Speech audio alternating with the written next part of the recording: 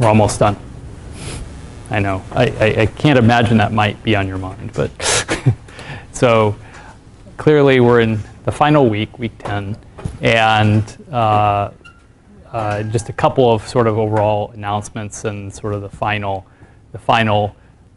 path to completion of 124 at least. Okay, so clearly what we've tried to do is provide an overview of neuroengineering and then diving into certain areas. Okay, and I was talking with several of you at office hours yesterday and so forth. What the hope and the goal of the guest lectures, the triplet of guest lectures, was to help remind everybody that what we're studying in general principle is much broader than what we're able to cover in 124, right? We've really focused on reading out neural signals for motor purposes, and what the series of guest lectures by Jamie, EJ, and Flip really tried to do is focus first of all on stimulation, right? They had in common sending signals in, and then for a spectrum of things ranging from today's clinical reality, deep brain stimulators, through, hopefully near-term retinal prostheses, all the way to, I would characterize Philip's talk as really on the basic science foundational side of things. Okay, so hopefully that was of interest to get a broader swath, a greater picture of the overall view. Okay, so what are we going to do today? Well, in some ways, today is sort of like a guest lecture by myself, I guess, where what I want to do is give you an overall picture of the things we don't know, the things we have to focus on, coming back to motor prosthetics. We've talked about caveats several times throughout the class, limitations to our models, be it cosine tuning or so forth. And this won't really directly relate to anything. You're not responsible for any of this material, okay, just like the guest lectures, right? Okay, I mean, clearly the concepts they bring up and so forth, you might see again in some context, but none of the details, right? It's really, again, I want you to remember cool things 10 years from now, not minutia for the exam or anything. Okay, so today we'll talk about motor limitations, current science, ongoing science, and that type of thing. Okay, so Friday is our last time together before the final exam. And what I think works well historically is, and this needn't take the whole time, okay, but we do need to remember drop off our homework fives, right, at the back of the room on Friday. But basically, talk a little bit more about the final exam, okay? I don't think historically that trying to put together some comprehensive review of the whole class is really doing much more than just sort of passively pushing out information. So just Q&A. I'm happy to, Jonathan and I can just field a variety of questions if those are helpful and relevant, okay? And if that takes 15 minutes, great. Then we have more of our days back and so forth, okay? Just one quick note on the final exam, and more to come on Friday, and we'll send out an announcement and everything. But just so you know, just like the midterm in the sense of open book, open note, everything's open, okay? And second, don't worry. It's inhumane to attempt to keep up the pace that you experienced on the midterm for 3 solid hours, okay? And as we've said before, if we could go back and rewrite the midterm, we would of course make it a little shorter. It's impossible to get these things exactly right, okay? We try our best. So are there any questions about our game plan here for today, for Friday, and then Tuesday, right? In the morning, 8:30, I think. Just come late. It'll be fine. Maybe not. In Heron, I forget the room number, but we'll announce it. And it's, I'm sorry? 175. 175 Heron, which is there, right? Right, just right across the street, the biology building, right? Okay. Okay, so we'll dive in. All right. So a picture you're all too familiar with, but just to rev up our circuits again for motor behavior, right? This is the classic delayed reach tasks that you know all about. The target comes up, mark target onset. He plans to go there. We give him a go cue, then he reaches there. Okay, that's the only task we'll be talking about today in the future moving science work. Not that that's the only task that's ever used or that we use, but just to keep things straightforward. Okay. Now, we've gone through this slide before, but we're now in a position to go through it, I think, with sort of a new perspective, a new set of eyes on. Okay?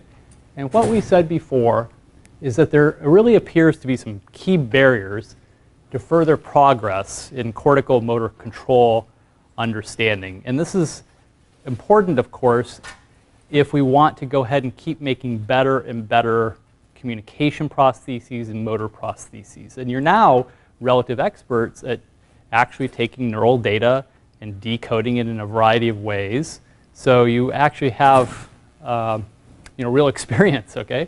You're really doing quite nice things that, at least in my day, were things that only postdocs did. And then starting 10 to 15 years ago, maybe graduate students would delve into. So it's great to see that you guys are doing these things now. Okay? But the key barriers, we think, really focus on this concept of representation and on the reliance of static tuning curves. Okay? Now, what am I meaning by that? Let me unpack that. So if we remind ourselves of the visual system, where we have, remember, these oriented bars and some receptive field eliciting different responses. We can plot those responses as a function of the angle S, and we get out a tuning curve where the peak is the preferred direction. And we can do the same thing by analogy in the motor system, where we reach in these different directions, also map out a tuning curve with the preferred direction. And it all seems very parallel. But let's now again remind ourselves of what we talked very briefly about many, many moons ago. Okay? The first is the reason, again, the upper half here is the visual system. This makes sense, is that the role of the visual system presumably is to internally represent the outside world. Okay? As E.J. Czecholinsky's talk on the retinal prostheses was reminding us, right? All the information we know comes in through the eye, obviously, okay? But it all gets compressed down the optic nerve and into cortex and so forth. So presumably, everything we see and every visual act we do comes from somewhere in the brain there being this sort of mental image and movie of the outside world, okay?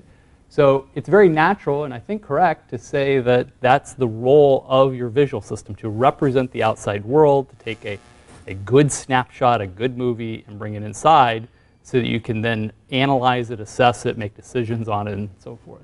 Okay? So neurons are really geared to extract key visual features summarized by largely static tuning curves. So these types of tuning curves really do appear to reflect how an individual neuron responds to, for example, an oriented bar or color, or, there's many other properties, within a certain small region of space, and you have many neurons that tile together that overall space. Okay?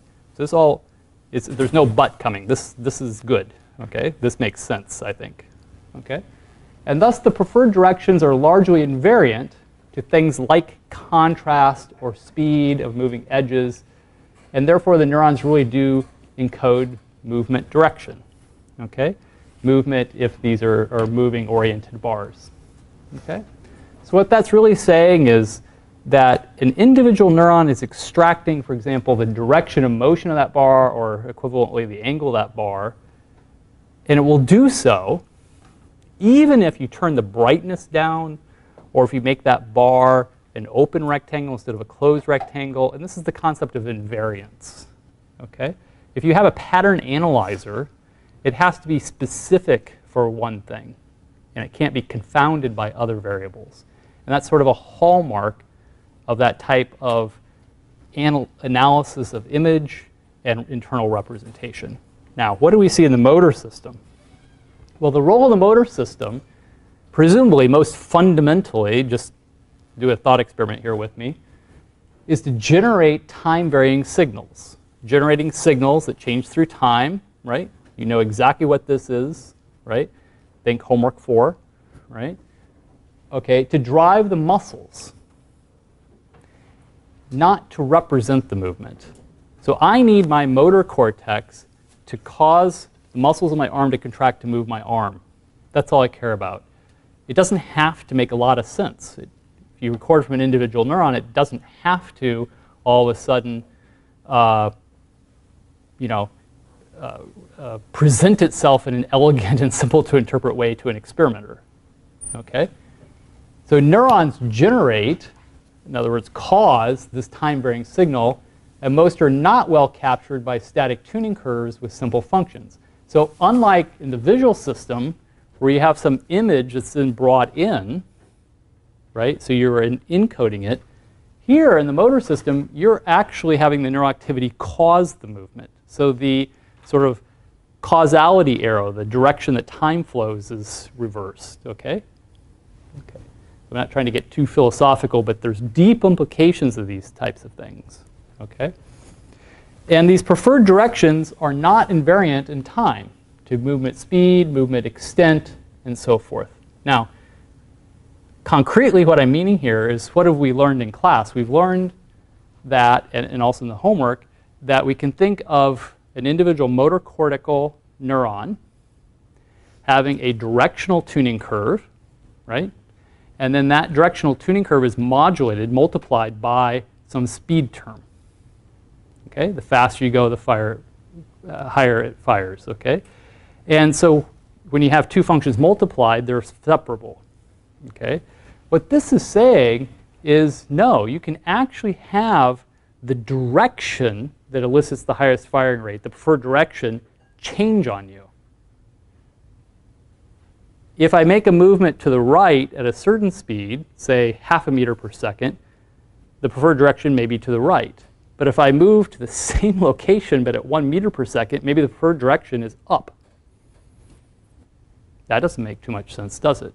Well, it doesn't in terms of this representational picture, because it's not invariant, but it could make perfect sense in terms of what signals need to flow down to the muscles to contract them in orchestration with the rest of the muscles to move the arm faster. Okay? So maybe we're thinking about what's coded incorrectly. Maybe we're thinking about the role inappropriately. Okay? So one more slide just to sort of drive these points home, then we'll talk about the implications of this.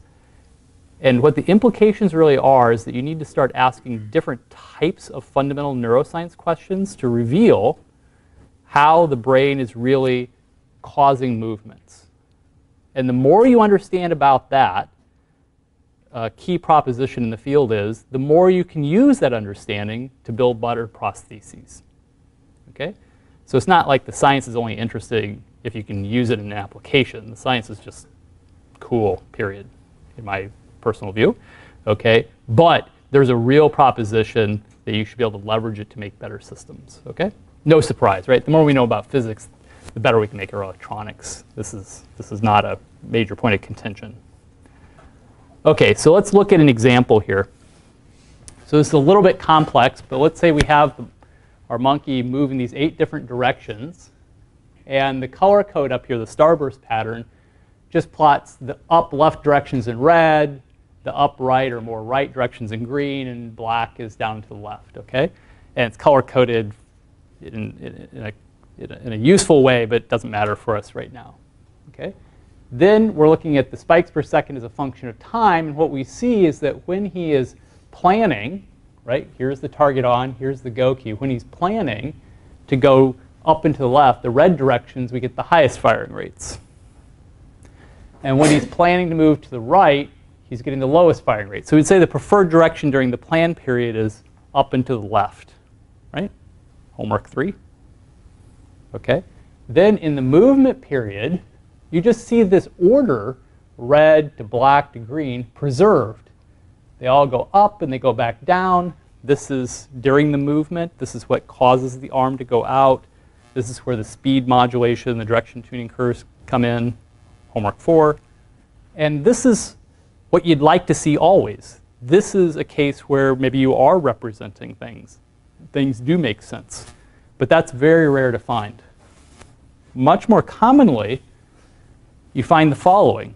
Maybe you have a very similar red to green rank order here in the preparatory period or the plan period, but it all gets scrambled at different points in time. Okay? And there's not just one up burst and down, like speeding up and slowing down your arm movement. Look how this flips around here and flips around again. It's so-called triphasic. How does that make any sense from representation? Okay? Here's another example of the same type of thing. So the point here simply is that individual neurons are responding in more complex ways than we've studied in 124. Okay? The way we've studied them in 124 is appropriate, okay, as the first approximation. Okay? It's a very good approximation to say it's cosine tuned and so forth. So I'm not trying to distance myself from that. You shouldn't worry that you've been taught incorrectly, okay? Time will tell if maybe that is the case, but for right now, it's okay. But I don't want to leave you with the impression that case closed, that that's all there is to it. It's much more complicated, and the field is struggling to understand how to make sense out of the complexities and heterogeneities and the responses of individual neurons. Okay? Now, a key to understanding the nervous system better, we think at least, and I think a lot of the field thinks, is to stop looking and sweating the details of every individual neuron, at least first and foremost. Instead, we just keep in mind that there are millions of neurons going on. It's all about the population's response. It's all about how ensembles of neurons are all responding. And maybe it will make sense as to how it's working if we look across that population of responses. Okay? Now, ultimately, we do want to understand how every single neuron is responding. So it's not so-called single neuron nihilistic. We're not saying it's so complicated we throw up our hands, we give up, we can never understand how those individual neurons are working. No. We want to do that, but we think that the key to doing that is to better understand the population response, at least first. And maybe, frankly, and I would probably place a bet here, the population response is the more fundamental thing. The gold standard isn't to understand every wiggle and squiggle of every individual neuron. Okay? But we should have a self-consistent overall understanding. Okay, so some of this perspective is captured in the quote you can read for yourself here, but the basic point is that population analyses may be necessary in settings where the neural mechanisms that involve coordination of responses across neurons are front and center. Okay, and that studying single neuron responses might appear hopelessly confusing. Okay, so the different view that I have already just described to you is a so-called population analysis. Okay, you know about population decoders, right? That's what you've been building and doing, okay? And you know quite a lot already, okay, lecture 14, principal components analysis and so forth, about how to start thinking about looking at 100 or 200 neurons in a lower dimensional space, or how the responses cluster, okay? And that's sort of an entry point into so-called dynamical system studies of the nervous system. Okay, so for those of you who have had linear dynamical systems and so forth, a lot of this will look very familiar to you. Okay. All right, so this dynamical systems conceptual framework is not new. Others in the field have used it, but in sort of narrow ways and so forth. And so we were curious if this approach might be able to be expanded and applied to the motor context with a view also towards BMIs. Okay, so if motor cortex constitutes a dynamical system that prepares and controls movements in its simplest, most deterministic form, we can express it quite simply as follows. We have some R vector, okay, that you're very familiar with. Often we call it X, the X vector, just to keep changing nomenclature on you, okay? Right? Imagine a column vector where each element is the spike count within some time bin, and each row is a different neuron, right? So it's a time evolving column vector of the population firing rate state. Okay? That's the R vector. the dot on the left side of the equation, of course, is the time varying. So how that vector changes through time is some function of its current state, f, plus some input. Okay? Is this looking very familiar? Looks a lot like a Kalman filter, right? Some dynamics and stuff. Okay, now f could be any function. It could be nonlinear, it could be very complicated and so forth, but we can linearize it and just say that r hat equals mr. Okay? So if I change the m to an A matrix, and things look very familiar now, right? So this is just a simple dynamical system where m captures the dynamics. Okay, so what are we saying? What we're asking is if we can view the activity of motor cortex as a dynamical system which is evolving through time in a very lawful way, and we can learn mathematically what the M matrix is that describes that activity. And if so, then all of a sudden what we've done is we've moved from the field looking at individual neurons recorded one at a time and paying attention to every little wiggle and squiggle and paying attention to that, to instead shifting the focus to look at a population and quantify M. Okay? So it's sort of, what you're witnessing is sort of the field, if you will, becoming more quantitative. Question? When you describe it in its linear form, do you neglect the external input? You can put the external input in there, but unless it's time varying, and the simplified experiments that we'll be doing aren't really time varying, we just sort of give it a go cue, then it's basically the same. So let me explain more. So if you have the preparatory period, and then you have the movement period. If we're studying just the movement period, for example, then we have a fixed dynamical system. So we might as well throw away the U of t. Yeah, so we can basically segment it apart and so forth. Yep. Okay, so what does this say? If this is true, this is our hypothesis, right? Our hypothesis is that we might be able to start characterizing brain areas in very simple linear dynamical systems terms, okay? Now this is highly related to the Kalman filter type things that we were talking about, but remember that's for taking the population response and decoding it to extract the signals, okay? This is talking about the fundamental neuroscience of how the neural activity actually relates in time, the time evolution. Is it possible to bring those two together? Yes, right? And that's some interesting recent work, I think, that we've done in the lab and actually with Jonathan at the helm of that. So the firing rate of each neuron depends on the firing rate of other neurons is one key observation, okay? Right? Remember that the M matrix here, or the A matrix, couples the response of cell 1, for example, to the response of potentially all the other cells. Okay? So right there, there's a big departure between looking at each individual neuron on its own and looking at a population. Because in the former, you don't have those dependencies captured. Okay? This captures the temporal neural patterns and how they might arise. The neural responses reflect the underlying dynamics.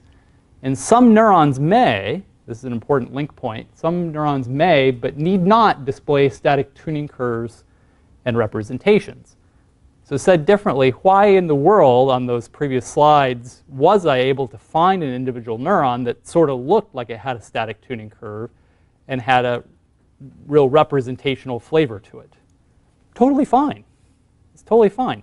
Those can arise, but they may arise epiphenomenally. They can just exist, but they don't represent how most or all the neurons in that cortical area respond. Okay? So we make some predictions that the neural population state should reveal dynamical features. Okay? Similar to you, so we can move rapidly through them and then just look at a few predictions and how we're testing them. Okay? And that'll carry us through the next 20 minutes. And then at least you'll have had some flavor as we talked about the types of open questions that are going on. So as you're quite familiar, our starting point is to record from a couple hundred neurons through time. And we are asking two questions. The first question within this dynamical systems framework is systems identification, basically. Can we characterize this M? Can we learn the M matrix from the neural data? Okay? You know about that from Kalman filters. Okay? The second thing is, can we visualize it? Okay? Now, the way we visualize it is essentially principal components analysis that you know about from lecture 14 that Jonathan lectured on. Okay?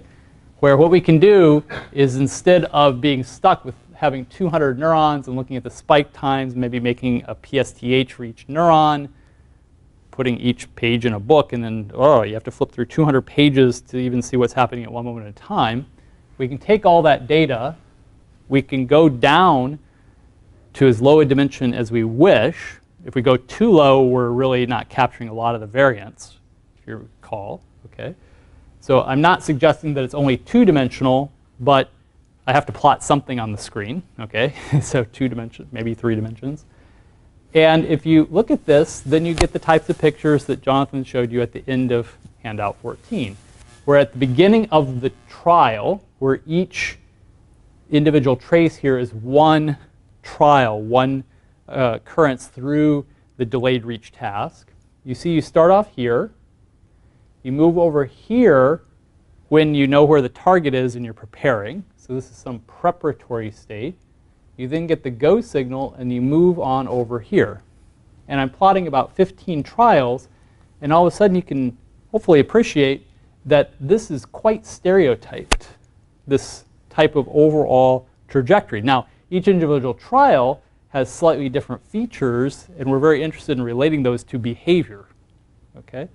I think I have a slide in here where when you start moving, sometimes you go way off path, and you say, wait a minute, neurally it looks like something really weird happened on that trial. You can go look behaviorally and see if something odd happened with the arm movement. And indeed, often there is. Okay? Okay. So this is the type of lower dimensional visualization. And on the top is system identification. And those are the two guns we're bringing into this question. Okay? So just as a reminder, and you've seen some of these slides, we take the neural activity. This is to create the lower dimensional views.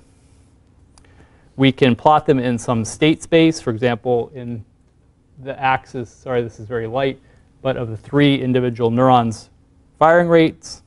We can then capture a lower dimensional representation, in this case a 2-dimensional representation that maximizes the variance in the data accounted for with that number of dimensions.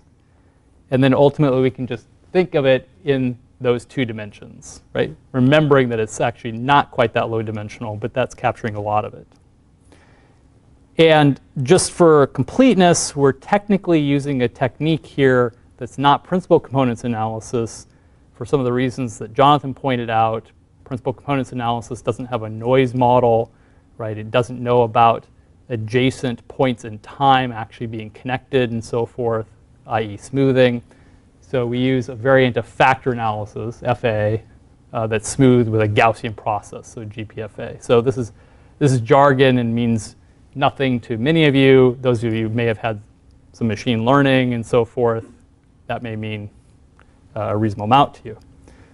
Okay, so just as a reminder, we can define a neural population state at any point in time, right, the R vector right there, and visualize it in a lower dimensional state space, 2 dimensions in this case. We can find the dynamics M, okay, we can learn it, and though it's not shown, we can visualize those dynamics as flow vectors, okay? What's causing it to move along that serpentine path? You can imagine a lot of light gray arrows sort of pointing in such a way that you would move down this sort of curved river valley, if you will. Okay?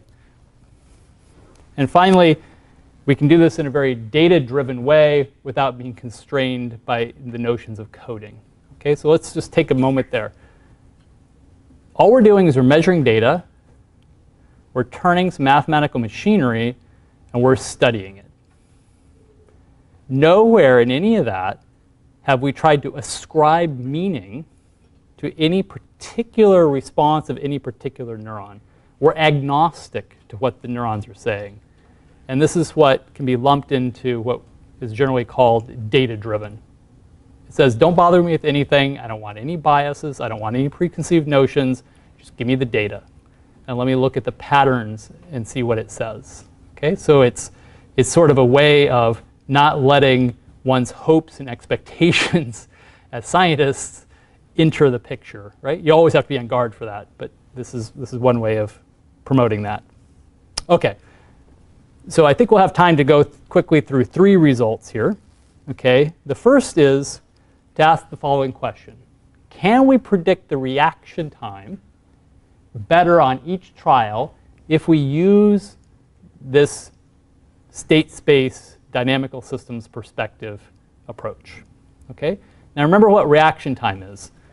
If I'm looking and touching on a screen here and a target comes up here, maybe I'm planning to move my arm there. That's fine.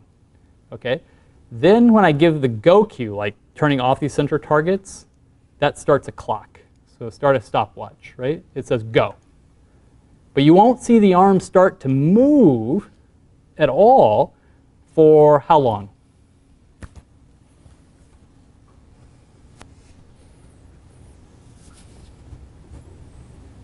Anybody drive?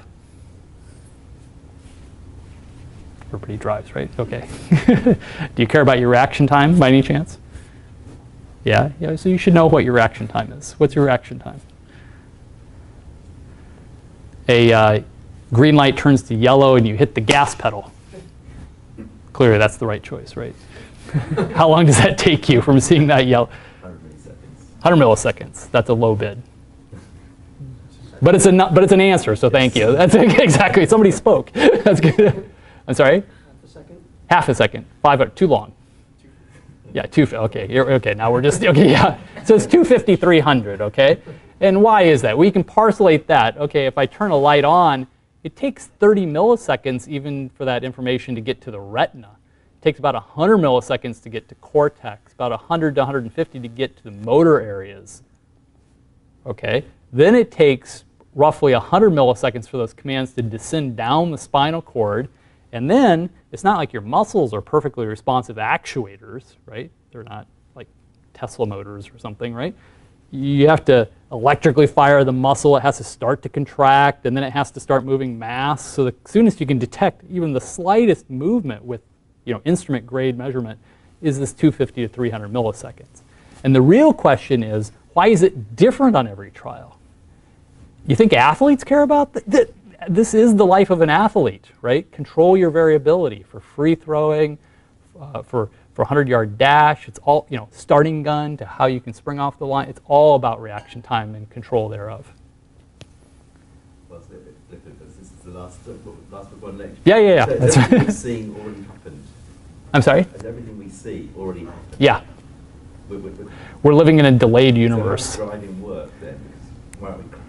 Well, we do. We do. Yeah. Well, the latent. I think the answer to why don't we crash more is that there's something about the speed and the distances that we keep, exactly, that is meshed with our reaction times. And reaction time is only if something completely unpredictable happens, and we have to respond to it. But if we have internal models that can predict, then we can actually dial that reaction time out. So if I played a metronome, right? Okay, everybody know metronome, right? Tick, tick, tick, tick, tick. And I say, please, touch this podium on every click, right? And when it first starts off and it goes click, click, you're like, it takes you a while. But then you figure out it's periodic. And then what happens is you start just tick, tick, tick. You start nailing it, okay? In fact, you could have your response come before the tick if you incorrectly do it. Okay, so there's wonderful. Our brains are wonderful places. Okay, they're also broken in many ways, but that's a separate story. Okay, so back to this. Can we predict that reaction time that hopefully we now understand is important? It's on the order of 200 to 300 milliseconds. So what I'm going to plot here is basically the data I already showed you, but in a movie. So these are 15 trials played back simultaneously. The blue represents the target coming on. So he's now planning to move his arm, say, to the right. We then freeze the trials just to show where the cluster is when the go cue is given. And then they start moving around. And I've tagged one poor little trial in red. Okay, and this is that trial I was talking about before. So he was planning correctly. Like you or I on one of the 15 trials, we were planning correctly. But something went awry neurally that caused this big loop to happen. But ultimately, he ended up coming over here, so he's probably moving correctly. Okay? So this should show up as a long reaction time. Something was meandering. And indeed, instead of a 200 to 300 millisecond reaction time, which is the range, that trial had about a 600 millisecond reaction time. Okay? So it's very tantalizing to think, oh, that may be neurally what being distracted looks like, or other nice little appealing sounding terms. But this type of study actually causes us to be able to quantitatively define what we're meaning by that and challenges our notions of what these different things are saying. Now, if we plot that, we can start asking some questions. All of a sudden, we know for the first time that you move over here to plan, and then you move over here to move. And think of this as a foot race around an oval. So if I'm planning, on some trials I'm over here, and on some trials I'm over here, but I always have to come out this direction. Which trial do you think is going to have the shortest reaction time? This one, 1, or this one, 2? How many vote for 1? How many vote for 2? Yeah, because you have to move in this direction. So this is sort of like being closer to the starting line in a foot race or being farther behind. Okay? It seems so simple when you look at it this way, but until you know this structure and you're thinking about the problem in this way, that question doesn't even occur. Okay? And if you ask the question in that way, might that be a shorter reaction time, that be a longer one? And by the way, what if on this trial you happen to be moving already slightly in this direction? Okay? Not like you're overstepping the starting line in a foot race, but you're behind the starting line, but you happen to be having a little momentum in that direction, as opposed to in the opposite direction by noise or other fluctuations. Who knows? Do you have even a shorter reaction time because you already have some momentum in that direction? The answer is yes. And if you go through all the proper analyses that I won't bore you with, it turns out that we can explain 4 times more reaction time variance. We can explain behavior 4 times better in a sort of a colloquial sense by looking at the problem this way than any previous method. Okay? So it doesn't prove that the right way, quote unquote, to look at motor cortex is in this way, but we're starting to make predictions. We're starting to do experiments to check those predictions, and we're starting to say, oh, we do find something, right? And so, we'll run out of time here, but think of, sort of 15 of those different predictions, check, check, check, check, check. Okay, was there a question? Yeah, I was just sort of thinking about how this would look. I mean, if we paused, like if we take our measurements and we're mapping these things, what differentiates one of these in space, one that has a shorter reaction time from a longer reaction time? Is it just that the one that we're plotting over here has some thing that we've seen, like if spikes occur in this order, in this way, that they typically lead Yep. to? Okay. But you're asking a much deeper question, which is actually very much worth us going into here for a couple minutes, because I think it's probably the intellectually most interesting point here, as opposed to trying to go through more. These slides are online if you want to. But here's the. Let me reword your question in a slightly different way. All right, our submarine has sprung a leak, I guess. The fundamental question here is, this is some space. And the space we live in, we're used to it taking longer to go a farther distance. And that's sort of what's being said here. If you have to come over here to initiate the movement, this blue again is when the arm starts to move. If you have to come over here, then if you're closer to it, you can get to it faster. Does that make sense? That need not be the case. You can create other spaces that don't have any notion of that. You could go at infinite speeds, and then farther distances don't mean longer time.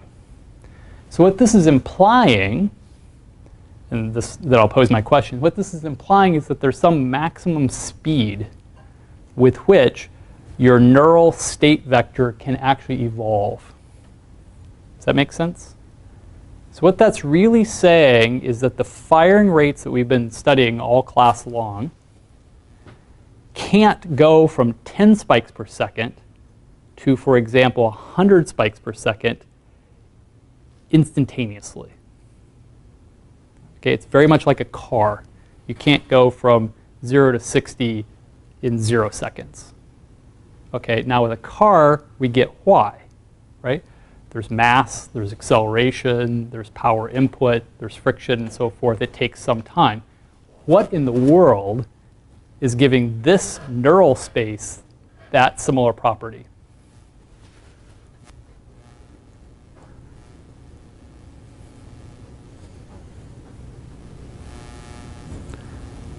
Yeah. Neurotransmitters? I'm sorry? Like neurotransmitters at the synapses? Neurotransmitters at the synapse is related to, yes, that's related. That's not the full answer, but it's related. So let's think about what we know. We know that individual neurons are connected to other neurons, right? That's a lot like a transistor connected to another transistor. Okay. Now, if I say one transistor is connected to another transistor, and I say if I flip the state from a low to a high in digital land on transistor 1, it will take some finite amount of time before transistor 2 can flip its state if it's in an inverter configuration. Why?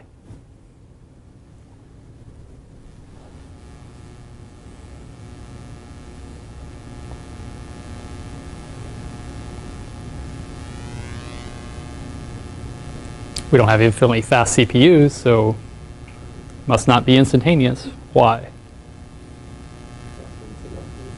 Capacitance, inductance of what? The wires. The wires, right. Okay. So there's nothing magical, right? But it's just sometimes when we ask questions in different ways, it's like, oh. It's because one transistor is connected to another with wires. Traces on a printed circuit board, or through vias and interconnects within the VLSI process, ... But those are physical wires, and they're in proximity to the substrate and other wires, and there's physical capacitance. It requires charging up. And you can't charge up anything infinitely quickly unless you have infinite current to source into it to do it, right?